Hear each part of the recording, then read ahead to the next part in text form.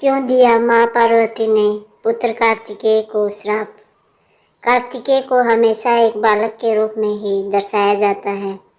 वे विवाहित हैं, महायोद्धा हैं, लेकिन फिर भी उनका स्वरूप एक बालक का ही है, क्योंकि उनकी माता पार्वती ने उन्हें एक ऐसा श्राप दे दिया था जिसके बाद वह कभी बाल्य अवस्था को त्याग ही नहीं पाए। उनके इस स्वरूप के पीछे भी एक रहस्यमयी कहानी छिपी हुई है। कहा जाता है कि एक बार भगवान शंकर ने पार्वती के साथ जुआ खेलने की इच्छा प्रकट की, लेकिन इस जुए के खेल में भगवान शंकर हारते ही चले गए और एक समय बाद उनके पास दांव पर लगाने के लिए कुछ नहीं बचा। हारने के बाद भगवान शिव पत्तों के वस्त्र पहनकर गंगा के तट पर चले गए। जब उनके पुत्र कार्तिकेय को इस घटना का पता चला तो वह अपनी माँ के पास शिव की हारी हुई वस्तुएं लेने गए। कार्तिकेय ने भी अपनी माँ के साथ जुआ खेला, लेकिन इस बार पार्वती हारती रही। अपनी माँ को हराकर कार्तिकेय अपने पिता का सामान लेकर गंगा के तट पर आए। शिव और समस्त वस्तुओं को खोकर पार्वती बेहद निराश हो गई।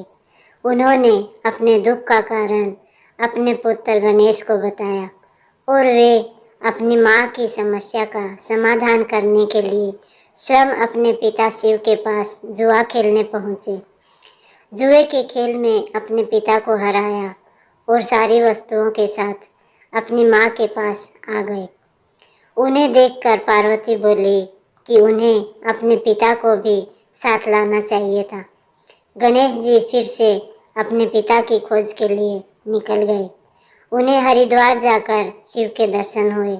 उस समय भगवान शिव, विष्णु और कार्तिकेय गंगा के किनारे भ्रमण कर रहे थे।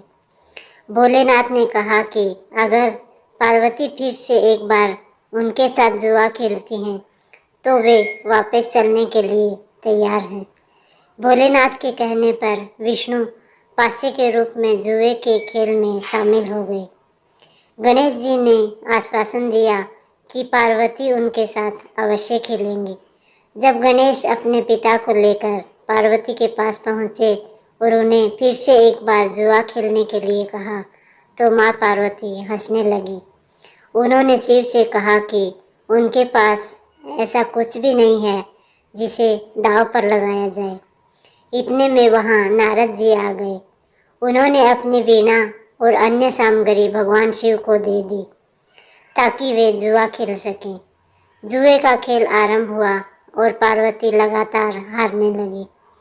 विष्णु पासे के रूप में शिव के अनुसार चल रहे थे, जिसके परिणाम स्वरूप पार्वती को हर बार हार का सामना करना पड़ा। गणेश जी समझ गए कि पासे उनके पिता के अनुसार चल रहे हैं और उन्होंने ये सारा रहस्य अपनी माता को बता दिया। सारी घटना को सुनने के बाद पार्वती क्रोधित हो गई और सभी को श्राप दे दिया। उन्होंने भोलेनाथ को श्राप दिया कि गंगा की धारा का बोझ हमेशा उनके सिर पर रहेगा। नारद को हमेशा भटकते रहने का श्राप दिया।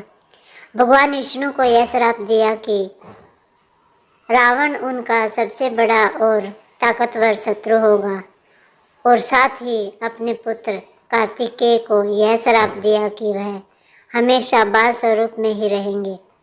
इस प्रकार से माता पार्वती ने दिया था अपने पुत्र कार्तिकेय को श्राप और वह आज भी बाल स्वरूप में ही पूजे जाते हैं। नवरात्र के 5वें दिन भी सकंद माता के साथ भगवान कार्तिकेय की भी पूजा की जाती है। तो दोस्तों, आपको ये कहानी कैसी लगी? अगर आपको कहानी पसंद आए तो कृपया लाइक करें, शेयर करें और प्लीज़ चैनल को सब्सक्राइब करें ताकि आपको हर एक नई कहानी की नोटिफिकेशन मिलती रहे। मिलते हैं एक नई कहानी के साथ। तब तक के लिए हरे कृष्णा, राधे राधे।